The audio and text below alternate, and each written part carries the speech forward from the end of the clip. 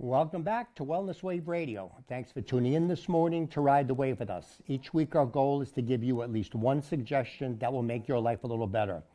My name is Phil George. I'm a clinical biochemist, a certified personal trainer, and a health coach. Please remember that everything we discuss on the show is for informational purposes only.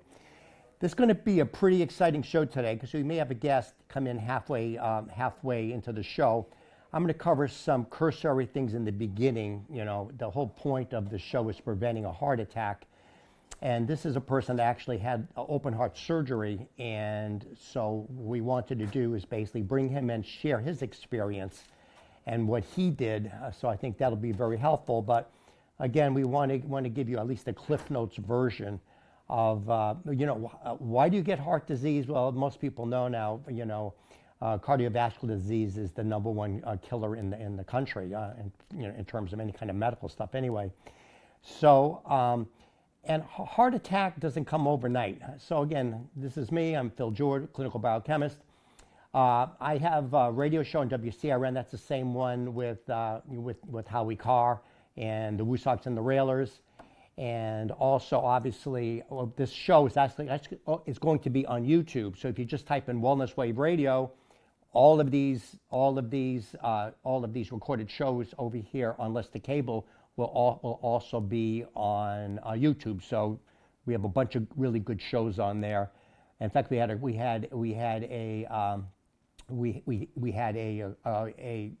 vascular surgeon, Dr. Eddie Arus. He's on a couple of my shows. He's on there. He goes over a lot of this stuff. So we have people that are experts in the field on this, cardiologists, vascular surgeons, and people like that. So I'm a biochemist, and as a biochemist, what I want to do, I want to know what's called the mechanism of action. And again, this disclaimer, this is for informational purposes only, should not be taken as medical advice. Everybody is different. Everybody has different genes. You eat different diets. So this is general information. It's basically, again, it's what it is basically is biochemistry, basic biochemistry. So what most people know is obviously you have arteries and you have veins. So with your arteries, what your arteries do basically is it comes basically out of your aorta and it pushes the blood. And there we go. There's your carotid arteries. You can see it going right over there. And Art, who's going to be coming in a little while, he just came about a week ago, had an operation in which they actually cleaned out his carotid arteries because you get what they call calcification inside of those arteries, and you come down with something called arteriosclerosis, and that could be in your arteries, in your carotids.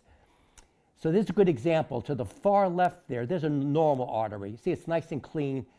The analogy I like to make is this is between your arteries and also like pipes in your house. So a lot of people have wells, especially out in Leicester. You may have wells, and you have a lot of minerals in there. And what happened? Maybe one day you turn on the faucet, everything's wonderful, but then you notice as it goes on, the water stream gets lower and lower and lower, to eventually it may not come through anymore. That's why a lot of people buy these particular things, even for their shower heads, to put it in there to clean out the calcium. So you can see it goes more and more blockage from left to right until you get a significant blockage in terms of the arteries. So this is what happens with atherosclerosis. And again, guys, this doesn't happen overnight. This doesn't happen one day you're not blocked, the next day you're blocked. It's a very, very slow process where you get calcification inside of there. So as a health coach, what I want to do, I want to stop it before it actually happens, okay? Well, the way vascular surgeons make their money and the way cardiologists make their money is when you're already over the edge there, then they go in there and they clean it out.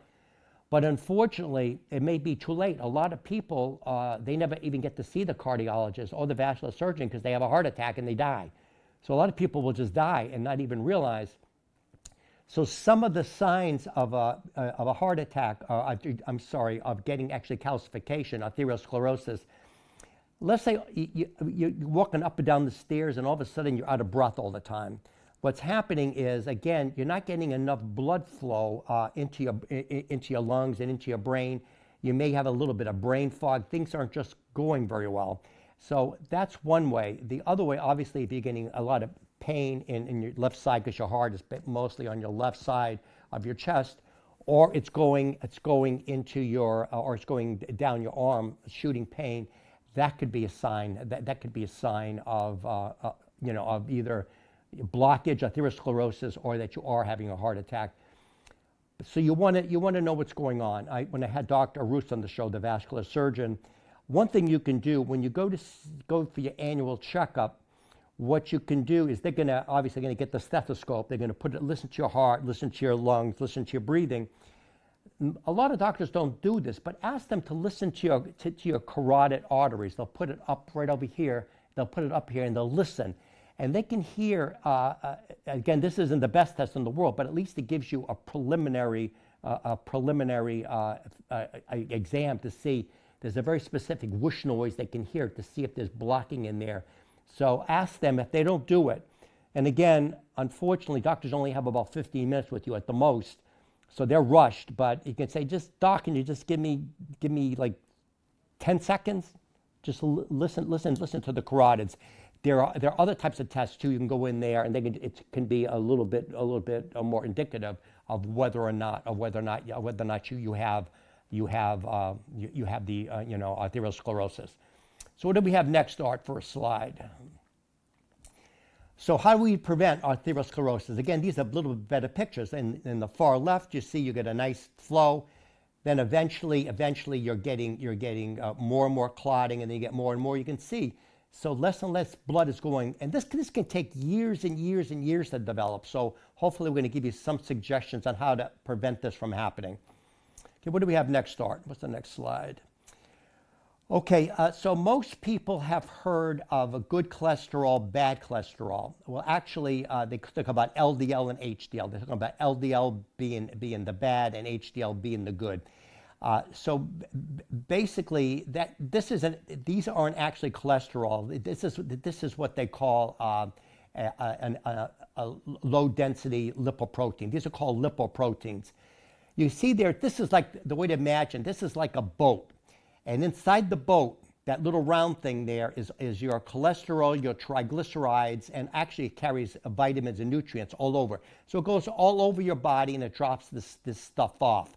So it's not actually cholesterol, it's a lipoprotein. And there's different types of lipoproteins. What's the next one, Art? Okay, so what'll happen is we have different lipoproteins. So we have one, they call it the bad, which is LDL, and the good, which is HDL. Now the LDL, that stands for low density lipoprotein. But you can't go by LDL alone. There's two types of LDLs. There's an LDL-A and there's an LDL-B. Now the LDL-A is the good, is the good LDL, and the LDL-B, easy to remember, LDL-B is the bad. So if they do it, and if you have your doctor do a test, ask him to do basically what's called a lipid profile, to where you see whether you have the LDL-A or the LDL-B. You want to come in, Art? So this is the guy we were talking about that had the whole thing done. So Art, why don't we covered this. So basically, so LDL-A is the good, and the LDL-B. So Art, basically, the LDL-A is like a big fluffy ball. Okay. Yeah. So it goes into the arteries, and it bounces off of it. Okay. Mm-hmm. The LDL-B is this little tiny, like a BB. It's a little tiny one. And what it does is it goes in, remember the arteries, it goes in there and it gets stuck in there and it causes inflammation. So that's why you and I could have, actually I have a slide on this, but you and I could have identical LDLs. I could have the LDL-A, the big fluffy ones, doesn't get stuck. You are kind of a fluff. I'm a fluffy nutter. I'm just a nut. I don't need to be the fluffy button. And actually, so you and I, the cutoff point for LDL is around 100. When they see 100, they say, "Oh, we got to put you on a statin." Right. So what happens is, and I got to slide this probably later on, but I could have 100 LDL. You could have 100 LDL, but mine could be the LDLA, the big fluffy one, and you could be the LDLB, the little BB one. B Yeah, that's bad. what they called me, little BB. So what it does, it gets inside there and it causes inflammation.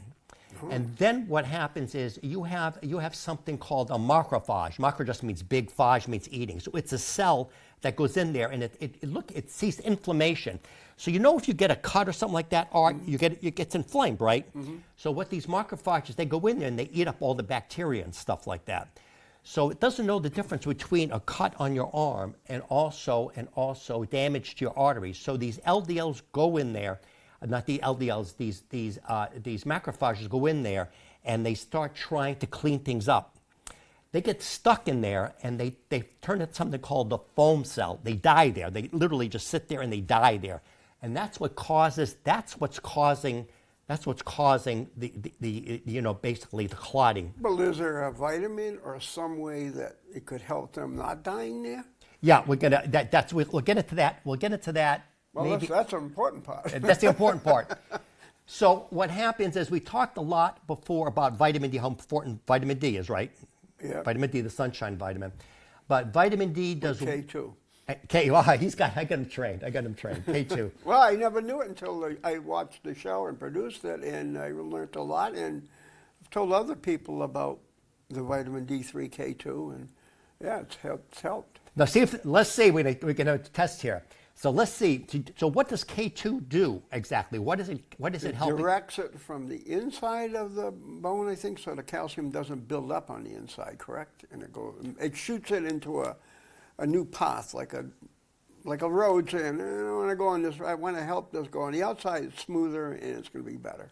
Exactly. So what happens when you take calcium in, with vitamin D, one of the roles of vitamin D is take calcium, it puts it in the blood. Right. Now when it gets in the blood, as you just said, it can go to a couple of different places. It can go to the bones and the teeth where we want it, or it can go into the arteries where we don't want it. Right.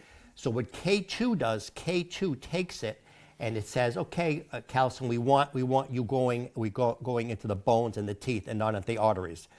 I have a slide here later on too that also shows that basically with K2, they've done a lot of studies on this. K2 alone will help decalcify the arteries. Really? On its own, just doing it. Wow. So you can take K2. So you can email me, philgeorge@charter.net. I can send you. I have very specific supplements I like to use. And actually, the name of the K2, a little fancy word, it's called minoquinone. There's a minoquinone 4 and minoquinone 7. They do different things. That's one of them is very fast acting, and one of them is stays in there longer. They're both good. So it depends on which one you want. So K2, can you buy that over the counter? Yeah, it's over the counter. As a separate. As a separate thing, it's a supplement. Yeah, so what I do is all my clients, I recommend D3 and K2 because D3 is a very, very important. Actually, it's a hormone inside your body. Can you turn your head this way? Can you see right here? You might be able to see this nice little. You can see. Zinger. That's his carotid right there. And you can see, so what they did. So Art, you explain. Now, were you totally under anesthesia? Yeah, okay. yeah. And so you don't remember anything. One thing you're laying down, the next thing you woke up and you got this giant scar there. Yeah, I went into the. Well, they actually, it was funny because when you get prepped before the big dig. You like that one? I like that one. We're going to change the name to the Big Dig. Okay, we like that. But they put the IV in. Yeah. And then they put something into your artery, and my hand was like on a board or something. And yeah. They said that's how to monitor the blood pressure exactly. And I said, geez, I didn't do that for my. Well, I've been open heart surgery also, so I've been slowly being rebuilt, and not liking it, by the way, but better than the alternate. Especially for your wife. So, but gee, that kind of bothered me. I'm looking on it, and I don't like needles, and then I went up to the operating room, and I got there, and I go, so this is it, huh? And they go, yeah, and the next thing I know, bingo. And then they're waking me up. And is it just one side or is it both sides? One side now, but then they're going to check the other side. Okay, so you may have to go in to get the other side cleaned out too. Yeah, they said this was 80 to 99% plugged. This one. Woo. But when the doctor, after he talked to me and also told my wife, he said that was almost completely plugged. And the reason I found out about it is I was sitting talking to my buddy one day up at the car lot, and I was sitting there, and all of a sudden there's black, like it looked like a shade. Somebody was pulling the shade over my eye, on my right eye. Only about halfway down, and then I get frustrated with myself. I said, "Come on, all right, for God's sakes, get." But I raised my feet up on the desk, and when I did that, then it started going away. And why do you think that is? I think it got more blood pressure up. That's what happens. Because what happens is the other thing is obviously, and Dr. Roos, the vascular surgeon, was actually, I got to say, very, very nice guy he was. And he actually knew Dr. Jones, who did the operation on me. Dr. Jones came in on his day off to do this. When he came in to see me, he still had his LL Bean jacket on, and your guest was a very important part of that because he did talk to Dr. Jones. Let me just share with the audience. So what happened is Dr. Roos was here. We went through the whole show. And a wonderful, he has a very, very good reputation, and his dad was. His dad was a vascular surgeon. Yes. And again, as you know, Art, we've had so many medical professionals on the show. I come from a hospital background. I know medical. Everybody I talk to, he's got glowing. And plus, he's such a modest guy. Oh, nice guy. If you say, Dr. Roos, call me Eddie. Call me Eddie. He says that all the time. He call me Eddie. So he's, it's a great guy. But you remember what happened. So, and we come off, he was asking you about what was going on here and there. And then when you mentioned about the shade going over, his eyes went like this. He texted me. He said, I'm going to text Dr. Jones right away. He texted the doctor right away. He says, and the doctor called me right back. Dr. Jones called me back. So I talked to Dr. Jones before the operation, and he goes, yeah, so I worked with him, and he's got an impeccable reputation, and his dad was also one, and I didn't know that.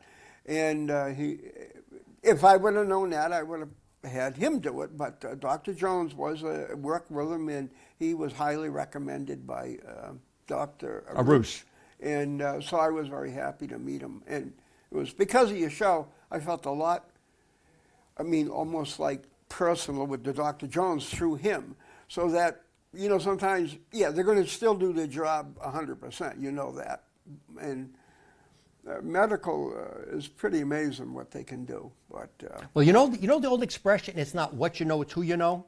I would accept. You remember Coach Kane? He came on the show a while ago, tennis. Yes, wonderful guy. So he knows a lot of people from playing tennis, and he had a hard time seeing a doctor, seeing a doctor for whatever reasons. And he knew I don't know if it was Dr. Roos, it could have been another doctor. I said, just call him up, because they'll know somebody, you know what I mean? So if, in other words, when I worked in the hospital, if I got sick, I could just walk in and say, I'm sick. Right. It's just like if you want things done, like if we needed a show recorder or something like that. In fact, we had the bee lady on a little while ago, and you said we can go out there and maybe go to a bee. I'd love to do that. So I would still want to do that, because I think that would be but I'm saying incredible. If you're in the industry and if you know a doctor, they know each other, and they call up and say, and right now doctors, they're straight out. So if you know somebody, it makes a difference. But I remember the look on Dr. Roos's face when you said it. He went, "What?" I'm going to text him right now. Basically, what he said is, I had a mini stroke. Yep. And you don't want a big one. One thing I wouldn't want to do is to be a vegetable the rest of my life, or if I died, that'd be one thing, but I wouldn't want to be a burden. And I don't think anybody wants to be a burden on their family. That's actually what you're saying is the number one thing that they've done study after study that people are afraid of. It's not cancer, it's not dying, it's just what you said. It's the point you don't want to be, because what makes us different than animals is our brain. And if we're just sitting there and we're just a vegetable. Actually, I'll share a personal story with you. My mother, who was this is years ago, was only 60-something years old, and she wound up in the hospital. And my sister's a nurse, and they said, and she was out. She was basically out. And I said, what happened? They said she had what's called DIC, disseminated intravascular coagulation, throwing clots all over the place. Oh. The doctor said to my sister and myself, we can keep her alive, but she's going to be a vegetable. And you know what we did? You know, I pull the plug because I know this is not what my mother would want. Right, right. Yeah, that's what I'd want also. I mean, you know, no one wants to die, I don't believe, and it's just human nature is to survive, but you become a vegetable, then you just say, you know what is your life, the rest of it like? And you feel kind of bad about it. But anyways, after the operation, I woke, you know, they woke me up, obviously, and nurse was there, and I remember I had to say, geez, I really got to go to the bathroom. I mean, you know, number one, you know. And she goes, okay, but I was really kind of still dazed. So she took and banging, and I went, and I felt 100 times better. And maybe for the first hour or two, you're still a little groggy, not really, but 3 hours later, I felt just normal. I really did. I said, geez, I'm kind of hungry. And well, you got to wait 4 hours before you eat. And then they brought me some pudding and some Jello or whatever it was. And but it was kind of hilarious because the next morning, well, during it, you only stay there a day. You don't stay there. I mean, overnight once. And during the night, they check you and all this. And I got really pretty good friends with, I call him the T-Man. And he was quite the character because he used to work at a pawn shop. And I'm asking him about pawn shops. He's asking me about cars. We had a good old time. And but in the morning, they bring you your breakfast. I open it up. Guess what they gave me? Bacon and French toast loaded with sugar. And I'm looking at it. This ain't going to work. I said, do you know what just happened here? You know, and so then they brought me some cereal and milk, which was, but wow, I'm there. Looking at that, I could just see them babies just getting plugged as we are. But to be after that, it was quite the gash. I didn't think it would be quite that. Yeah, it's pretty. It's pretty. Yeah, it goes. That's going to interfere with your modeling career. Yeah. Oh boy, I bet you that's going to really put a damper in it. They said, you know, I said, when can I drive and all that? They said, well, really, a couple of weeks, you shouldn't be doing anything. But if you can turn your head, literally, seriously, 2 days later, I could turn my head just as well as anything, and it didn't hurt ever. Never had any problems after that. I'm going to say my head did feel clearer now because it seemed like I had pressure on my head before I had this done. I don't know why. Well, because it's not getting, we showed before, it's going up, it goes past your eyes. That's why you had the thing with the eyes. It goes past your eyes, go past your eyes into your brain. So what's happening is you probably, because it's pressure, you weren't getting enough blood up there, probably not enough oxygen. And that's probably the reason why, you know, your head felt weird. Yeah, well, that's why I was a dummy, and now I'm a genius. All right, we're going to have a little humor in this show. We're going to have humor. But they were surprised. I'm 76 now. I'm going to be 77. And you retired? Well, no, I run a car lot, and I do a TV thing. And they just said, you're an amazing guy. You really are. We're going to go longer, I think. But I'm on. Heck with that. So anyways, we had a good time. I felt really good. I went home. I went back for my checkup, and they checked it out and said it was great. But you know how you were talking about the arteries, how at the beginning of the show they take a stethoscope and check? Yeah. Well, the previous doctor did that I had, and then she retired, and then I went to this Dr. Agrawum, and she's down on Belmont Street, and took me and my wife, and it's nice, she gets our appointments back to back, and it was really nice. And she's the one that told me when I talked about my heart a little bit, we're going to have you checked out right away, bang, bang, bang. And that's how they found out about my carotid, because they actually take an ultrasound. Yeah. And they put the gunk on it, and then they do it. And before I had my heart operation, they came in and said, we may not be able to do your heart operation until we do that first. And then, what? And I just said, is there anything else wrong with me? I mean, it was just a one bang. I mean, these are not minor little details. These are... And then they came back and they had another doctor look at it and said, no, we're going to get your blood pressure a little bit higher and you'll be fine with the operation. But you're going to have to come back. And when I did, that's when they did a CT scan. And then that's when the doctor actually showed me the CT scan on the, like a monitor. And to be honest with you, Phil, I didn't know if that could have been my toe up there. I really didn't know. I mean, I said, yeah. And he goes, no, this is your correct. And he explained everything. And he said, see, oh, so you need that done, or you have a good chance of having a stroke. So I'm not going to say you may go through your whole life without it, but it's pretty bad. No, the other thing, so listeners to know, so basically there's, like I say, there's three ways of, one of them is the simple way, which basically with just a stethoscope. The other one, in fact, my friend Jim Kane, that was on the show, the tennis player, I mentioned to him about it, and it's called a carotid ultrasound, where they put the gel and they go over and then they Well, listen that's really a lot better than a stethoscope. Oh, yeah. I Oh, mean, no, if no, I no. was at a doctor's office, No doubt. matter of fact, a friend of mine who's having, he said, so what they did, you know, with the stethoscope, and he has a little bit of a heart issue, and I goes, tell me you want to. Yeah, no doubt. But so that's what Dr. Roos said, the same thing. So, you know, at the beginning, if nothing's going on, you can just do the stethoscope. Then the carotid, and it's not invasive. They put little gel on there. That's what they do for a baby. Oh yeah, you don't even And it's simple, but it gives him a lot better idea than. But the gold standard is what you had. It's called the calcium artery score. That's a CAT scan. Yeah, they do put a dye in you. Yeah, they dye, because what the dye does, that goes up there, it's going to be able to have a lot better image of, because Right. what's happening with the calcification, the arteriosclerosis.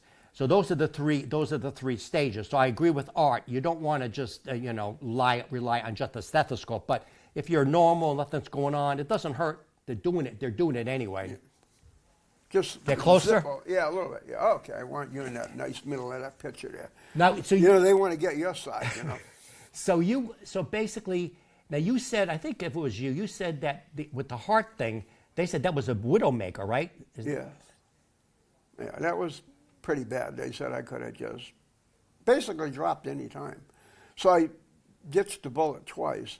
So now they're going to go back in and see this side. I think it's March 19th. But my question to you is, if they did a CAT scan already, why wouldn't they be able to just tell by that one? They should have a really good idea. Did they give you a number for the blockage? Well, this side they said could be 70 to 80. But they said but then they want to do another one, and on there, well, is there anything, I asked them, that could reduce that naturally without if it isn't that bad, if it's on the borderline, is there some medicine or something that could eat away that? I think, again, I'm not a cardiologist, and I'm not a vascular surgeon. So, but I'm, based on what I know, that's probably too far gone at the 70, 80%. But the other thing people need to be aware of, there's two types of plaque. There's hard plaque in the artery where it's hard, it's already calcified. Okay, that's not that dangerous. It's the soft plaque, because the soft plaque is kind of floating around and it gets loose and it gets stuck somewhere. It's just like a pipe, So, and what they may have to do when they go in there, basically they're going to be able to go in there and basically clean it out. Yeah, guess what they do. Like, I was reading about, anytime I have a procedure, now I kind of read about it previously, and I think at Penn State or at PU, or I guess that is Penn State, they can, when they do it, they actually flush the vein backwards, so it's not going. So they somehow flush it down before they do the operation, so no loose parts get around. And I asked Dr. Jones about that, and he said the only time they did that, and I forgot what he told me when they do that for a particular reason. I think if they do a stint in there or something. But he says yours is beyond that point. So what they actually do is take a little bypass and put it in there, and the blood flows, and then they actually pinch both ends of that off, so nothing can get into the brain. Actually, that's what Dr. Roos said. He actually, maybe it wasn't on this show, it might have been on another show. That's exactly what he said, because it prevents, because you don't want to get it up into the brain. Well, that's what he said. He said, no, we actually pinch both ends of it, and then they take it. Well, I was in there 3 hours, and usually it's a little less than that, and the doctor did get a hold of my wife and said, I know you're probably getting nervous, but it was a lot worse than we thought. So it took time, and I just can't imagine. Have you ever been in an operation? Actually, see any type of operation? Yeah, when I was going through, as a clinical biochemist, we saw some operations. We also did some autopsies, so we could actually, see that stuff. But that's got to be so delicate to take. What do they use? A robot, or they use? A lot, I don't know about vascular, but a lot of things now they're doing with robotic surgery. So people know it's not a robot that's doing it. So what they they have a doctor over there, but it kind of guides them because it's so small. But yeah, because isn't that artery pretty? Actually, how small is like the artery going up? I mean, this other than your aorta, which is in your heart, I could be wrong, but that's I think the largest. But the carotid could be the second, and also you have femoral arteries. So how? I mean, what are you? They're not the size of a pencil. What are they? Oh yeah. It depends on where it is. So again, it takes a while. It takes a while to get clogged up. But we talked before even about your knee, and I think one of the reasons why you came through this so well, and they even told you came through it. So for somebody your age, is what happens. Art is very active. He's very active. He's in cars. He's going up and down. He's walking around. He's doing this. He's doing that. Oh, yeah. So the activity. What happens? Your heart is a muscle, right? So if you don't use the muscle, it gets weaker and weaker, right? So you're using that muscle, so the heart could withstand a lot of that stuff because you're so active. That's one of the key things for healthy aging is being active. Mm-hmm. And so that's one of the reasons why you did so well in your knee and why you did so well with the heart. And I think you told me before the heart surgery, you were saying that they even said, you're doing remarkably well, for what you're doing. Yeah, they did tell me that. They said, yeah, you're a prime candidate for it. You're active. You're in good shape. You're not overweight, and all that makes a difference. And I got through the heart thing pretty easy. I think the knee actually took the longest to get over because the knee. Then you can't really walk all that good. You got to use a walker, and then you got to get. With a heart, yeah, it bothered you. First couple of days was rough. No questions about that. But then I started feeling better, and still it's all still numb in areas. Really? Yeah, not. It's getting better all the time, but over in here it's numb. My knee is still numb on this side, and that's been over a year. But that's from the knee surgery? Yeah, and they said that's not uncommon. They said you may never get it all back, but it works, and it don't bother me at all. Yeah, if you feel it, it's go like this. Yeah, it feels like, if you have Novocaine, you go sure. like this. Well, you could know this, but you can't really feel it, and that's how it is. But I don't really care. And now they glue things. They don't stitch them anymore. Yeah, I think it is like super glue. Yeah, and because my brother had it done, and they stitched them, and they had to go back and take the stitches, and he said, you can really see his. But they told me once this all heals up, they said you'll hardly ever. Someone would really, really, really have to look to see that scar. And then if I grew that big, nice, big, wild beard, then it But what happens, and Dr. Roos talked about this. So what happens is if you cut off veins or that blocked off or nerves, eventually the blood vessels will grow back. Yeah. They'll grow back. And one of the reasons why you may have, it's not like just like with diabetics, they don't feel a lot of stuff. Eventually those blood vessels will grow back. Your nerves will also grow back.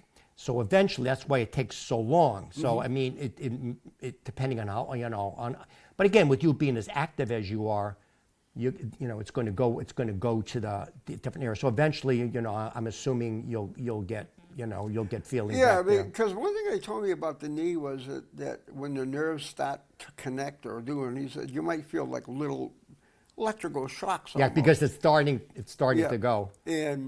But I never had a problem with my knee, and I was up and moving around. Well, the next day to get you up and moving around, you only stay overnight for a knee operation. Next day they'll let you go home, and you just say, my God, I mean, you replaced the whole thing.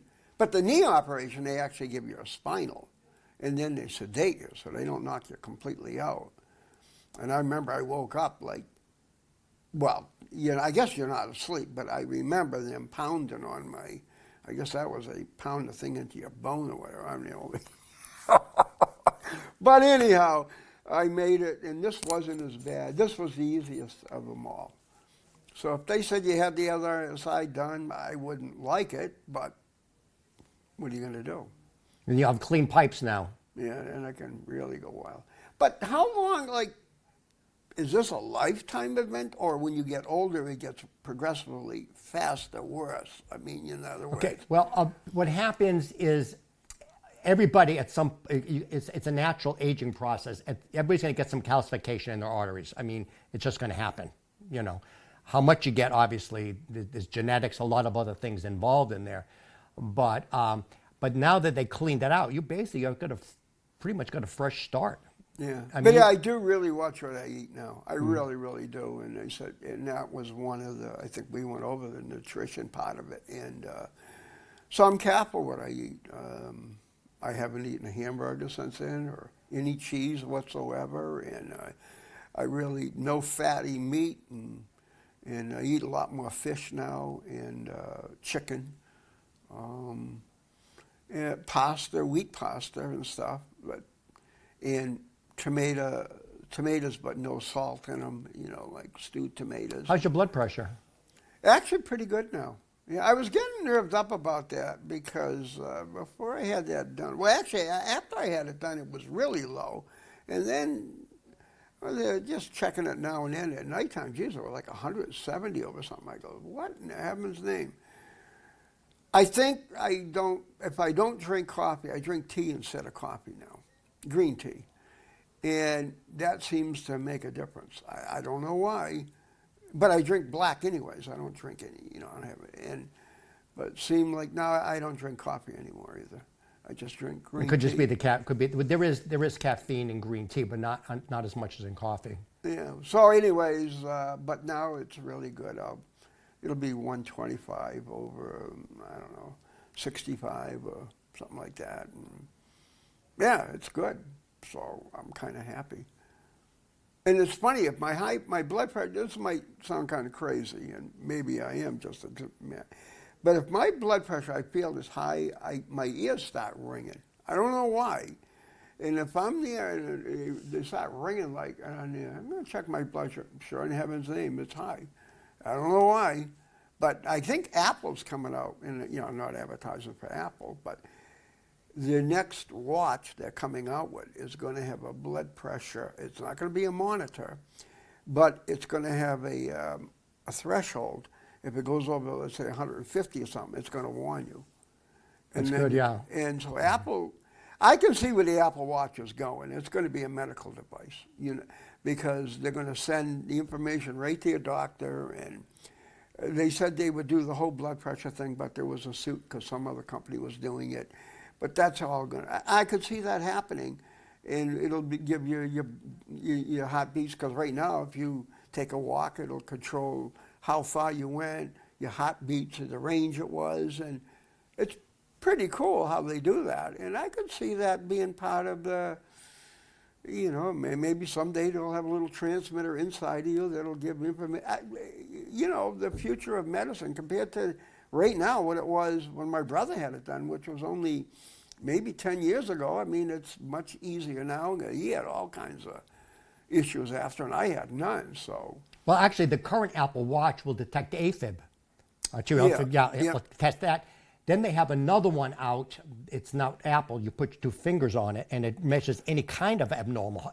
Yeah, I think I've seen that on TV. Yeah, it's like less than $100. Yeah, $90 or something. Yeah, so like it's that. You put your fingers on it. Yeah, you put your fingers on it, and it'll tell you if you if you're having an abnormal heart rhythm. But I wanted to go back for the audience because I think we covered this enough. So basically, what Art had done with his heart is basically the cardiac. I lost. They call it cabbage. I don't know why they call it. They said cabbage. I said, geez, I don't know. I didn't eat cardiac catheterization. Yeah. So what they did, the new one now is they go through the wrist. They used to go through the groin because. Oh yeah. When they did the preliminary examination, they went right, and that's when they got the little. Yeah. So what happens, whether they go through the groin, because you have your femoral arteries, which are very large. In fact, if you ever want to feel what your heart rate is, if you just put it down by your groin area, it's a very strong pulse. Oh. You can feel it. A lot of times you can't feel it here. Right. The other one is obviously your carotids, but you get a much stronger one over here. It's just right where your groin is. If you put it over there and you want it, you can feel it. It's a very strong pulse. That's why they used to do with the cardiac cath. So I had a heart scare many, many years ago. Again, my heart was all over the place. And they put me they did a stress test, and they said, in fact, I remember the cardiologist saying to me exactly, he says, I'm almost positive you got a blockage there. We're going to do the cardiac cath. We're going to put that thing up there, and I'm going to be able to put the stent in there and be able to open it up. So we're going to do all at once. Zip, zip.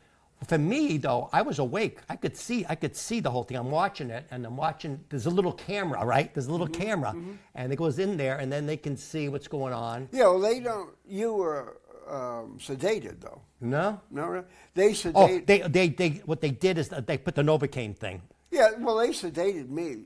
But I remember, I didn't see it because they had like a white sheet in between me, but it's just like a colonoscopy. They don't knock you out. And some people remember it, some people don't. With me, I could actually see the screen. Well, that must have been pretty cool. Yeah, it was cool. It was cool. You're looking up there, and there's your heart. And I remember the cardiologist said to me, he says, "You're clean." He says, "We don't need to do anything." It was just, So that made me happy because, well, you get the stent and and stuff like that, and the rest of it, and it's scary. Well, when they did mine, he comes back out, he said, "Yeah, you're going to need surgery." He said, "We can't do anything." I said, "You can't put a stent in?" He goes, "No." Yeah. Oh, yeah, yikes. Well, I didn't realize surgery. No big deal. Well, but again, I think the whole point is the takeaway for the audience is that it's important to basically movement. You're active, you're moving around. The other thing in terms of your cognition is really good. Obviously, one of the reasons is you're constantly being challenged. You're being that. So his mind, basically, he has to always be thinking, I got to do this, I got to do that. He goes to the car lot, what's wrong with this car? I got to be doing this, I got to be doing. So you're constantly challenging your mind. So a lot of people say things like, I can't wait to retire and go to the beach and drink margaritas all day. You don't want to do that. That's a death sentence. So you want to be staying active, and the other thing they found is one of the greatest indicators of long-term health is actually socialization, community. I believe that. Yes. Being around other people. And as I mentioned, nothing makes sense in terms of biology except through the lens of evolution, called evolutionary biology. We're really smart monkeys, Art. We're really smart monkeys. We're used to being in tribes together, and we're used to that because that gives us protection. So if the big tiger comes after us, there's 12 of us with sticks. Bing. But if we're alone, So we've been around for millions of years, Art. We've only lived like this for the last 100 years. We're used to living in tribes. So we feel safe.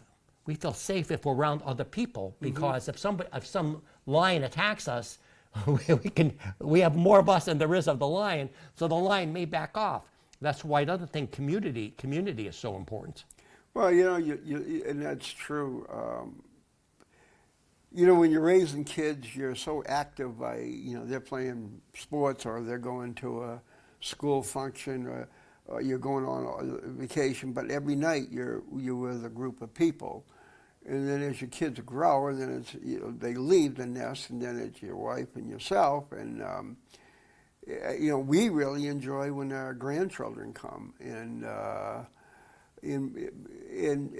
that socialization that you really, or go out with some friends for dinner or something, but it's not the same as like if you have 5 or 6 people around you all the time. Like now, our stepson lives in our lower level, And it's nice to see him when he comes up, and my grandson. And I try to go to every activity with the grandchildren and my children. But again, you have a lot of, because you're here, there's people around Yep, here. all the time. Yeah. And I enjoy it, No, actually. that's not, you're here, you go into other places, you're videotaping here, you're at the car lot, you're meeting people, you're Yep. interacting. It makes you feel, you don't realize that, it makes you feel safe because you're around other people, but also it's constantly challenging your brain. Because I've seen what this guy has to do over there to get this stuff working. It's like a chess match. It's him versus the computers trying to get things going. So he's constantly being challenged. And I see Art. Well, tell me what Art will do.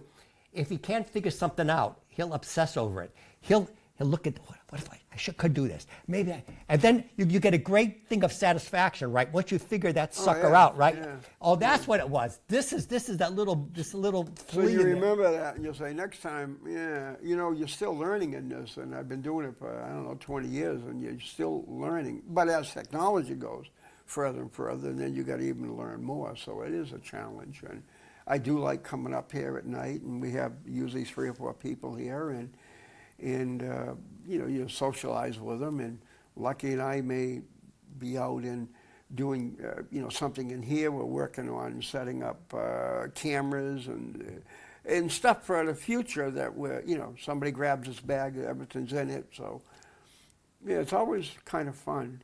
Sometimes you don't want to, you just say, I don't feel like going tonight. But, like anything else. You have that choice. But there's a famous book called The Blue Zones, and they talk about people like in Greece and Italy, and they live a long, healthy life.